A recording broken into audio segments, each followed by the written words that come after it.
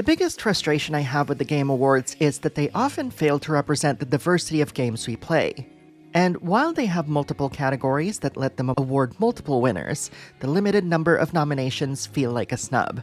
That's why I created the Backlog Battle Games of the Year, a yearly celebration of all of the wonderful games that came out, where you get to vote for your favorite games. But the sad fact is that some of these games just don't get enough votes to make it to the big top 10. And because we think that they too deserve to be seen, we made this video. The runners-up, a list of 10 games ranked from 20 to 11. Let me know which games you voted for in the comments below. Assassin's Creed Shadows stealthily creeps into number 20. No doubt influenced by the popularity of PlayStation's Ghost of Tsushima, Ubisoft finally made an Assassin's Creed game featuring ninjas. Long requested by fans since the early days of the series, Assassin's Creed Shadows features 2 playable characters, which lets you approach each level differently. The Kunoichi allows you to approach each mission through stealth and cunning, which reminds me a lot of the early days of the series. And the Samurai is perfect for those players who love the series' action RPG combat, setting aside the stealth for brutal strength. In a way, it's as if Shadows blends the past and the present of the series, blending both stealth and action RPG styles into one game. And knowing that, I can see why you all voted for this game. Assassin's Creed Shadows is available on PS5, Xbox Series X and S, Switch 2, and PC. Borderlands 4 shoots its way into number 19.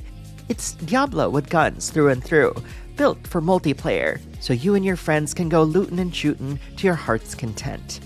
Despite some technical hiccups, Borderlands 4 continues to carry the mantle proudly by addressing the issues fans had with the previous games, while also building on top of what already worked.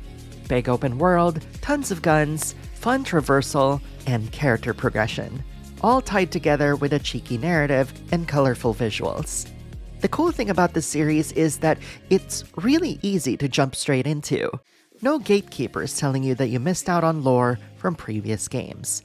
Borderlands 4 is available on PS5, Xbox Series X and S, and PC, with the Switch 2 version coming very soon. Absalom smashes its way to the number 18th spot. The roguelike genre has been thriving, with its unique style that encourages repeat runs, blended with other genres. And Absalom is basically Streets of Rage mixed with Hades. If that's not enough of a hook for you, then its jaw-dropping visuals will catch your eye. There's a sense of handcraftedness to it that makes me long for this level of vibrance and fluidity in games these days, helping set it apart from the rest of the games on this list.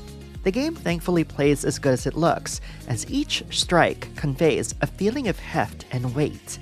The roguelite elements are interesting too, like one ability that lets you produce flames each time you dash around, or even one that lets you perform a devastating dive kick. And while it's not one of those roguelites that's got randomly generated levels, at least the different paths you can take adds just enough variety to make your multiple runs feel fresh. Absalom is available on PlayStation platforms, Switch, and PC. Fantasy Life I, The Girl Who Steals Time, clocks its way into number 17th. And honestly, I'm not surprised it's on this list, regardless of its placement, because it sold over 1.4 million units by late September. If you've never played the game, the best way I can describe Fantasy Life I is that it's got the chill and cozy atmosphere of Animal Crossing, blended with some light RPG mechanics. Instead of classes and jobs, you'll be signing up for different lives that you can live, each specializing in a form of combat, crafting, or gathering skill. You can change lives as many times as you want, but there's also an overarching story that's just as involving as any RPG out there. But what separates Fantasy Life I from others is how easy it is to just jump in and play without having to worry about remembering deep stories and intricate gameplay. Simply put, it's the perfect blend of chill times and RPG goodness. Fantasy Life I, The Girl Who Steals Time, is out on PlayStation and Switch platforms, Xbox Series X and S, and PC. Once Upon a Katamari rolls its way to number 16. I never thought in a million years that I'd get to talk about a Katamari in a Game of the Year list, but here we are. And rightfully so. Once Upon a Katamari is a time-traveling adventure where you once again roll up things with your Katamari and replace celestial objects that, this time, were sucked into a mystical scroll that has time-traveling powers.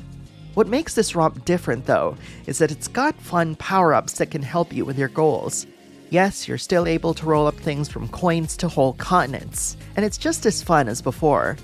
And with a brand new soundtrack that actually channels the spirit of the originals but in a contemporary way, along with the original soundtrack, I'd like to think that this Katamari game has brought the series back to life.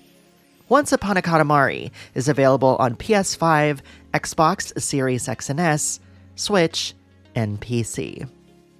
Atelier Wrestleriana, The Red Alchemist and the White Guardian, not the mobile game, crafts its way into number 15. I'd like to call this the Kingdom Hearts of the Atelier series, because it blends everything amazing about it while featuring characters from across the series. And perhaps controversially, it is the only game in the series that made it to this top 20. What makes Wrestleriana so special is that it's able to really indulge in what makes the series fantastic. This, of course, has the unfortunate side effect of being only made for fans of the series, with newcomers getting lost as to who or what these other characters are all about. But removed from that, the ways it incorporates elements from the previous Atelier games is near perfection. All this, and Gust wasn't even the primary developer of this one, it's Team Ninja. Atelier Wrestleriana, The Red Alchemist and the White Guardian is available on PS5, Switch, and PC. Digimon Story Time Stranger arrives at number 14th. Putting aside my review of the game, it's very clear that many of you love this game, as it sold the most out of any title in franchise history in the United States.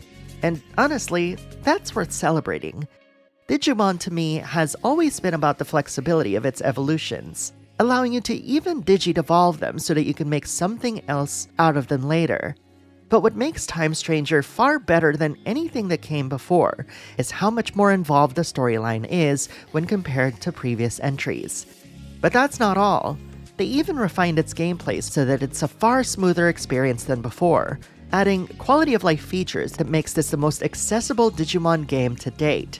There's a playable demo out now, if you want to check it out. But if you're decided, Digimon Story Time Stranger is available on PS5, Xbox Series X and S, and PC. The 100-line Last Defense Academy comes in at unlucky number 13, which is somehow fitting given its Danganronpa roots. This game is a blend of that signature Danganronpa kitsch and quirkiness, with a new tower defense-style gameplay that's actually really good. But hidden behind this lies one of the most ambitious narratives in gaming to date. Despite its imperfections, repeat playthroughs of the 100-line Last Defense Academy reshapes and alters the framing of its dialogue based on your choices, thus completely altering the genre of the story you're telling. And while this declaration may be considered as spoilers to some, I actually think that its makers shouldn't be hiding this part of the game. Besides, with 100 endings to get, you just don't know what you'll wind up seeing the second time through. And that, to me, is well worth the price of admission. The 100-line Last Defense Academy is available on Switch and PC. Xenoblade Chronicles X Definitive Edition lands at number 12. This is one of the last Wii U holdouts that fans have been clamoring for, and its release finally completes the Xenoblade series on the Switch. But Xenoblade Chronicles X is a different beast. It presents its narrative through MMO-style questlines, with the goal of sending you out to explore its massive world quicker. And I can't blame them. This world is big and expansive, the type that you'll just lose yourself in. And with the combination of quality-of-life features blended with complex mechanics, it's truly a game that will immerse you like no other Xenoblade before. And perhaps most importantly, you get to be the hero of your journey, as you'll create your own character, which is a first in the series. Xenoblade Chronicles X Definitive Edition is available on Nintendo Switch. And last but definitely not the least is Pokemon Legends ZA at number 11. Despite being a spin-off that bucks conventions, the Legends series has definitely made a considerable mark. Blending real-time action with turn-based mechanics, Pokemon Legends ZA is set in Lumio City, where Pokemon battles get so brutal that even trainers can be hit with attacks. But perhaps one of the biggest reasons why ZA is so compelling, especially when compared to Arceus, is the simple concept of having to fight your way from rank Z to A. This gives a whole new meaning to the collective nature of Pokemon. Gotta catch 'em all? How about gotta rank 'em all? Whether you play it for the ranking, the fashion, or just plain old catching them, Pokemon Legends ZA delivers. Pokemon Legends ZA is available on both Switch platforms natively. That's just 10 games of the top 20 that you've voted for this year. Did y'all notice how many of these games actually have time travel mechanics? Crazy, isn't it? Anyway, this is your Auntie Lexi, reminding you that your top 10 Backlog Battle Games of the Year is coming next. Thanks for watching, and I'll see you then.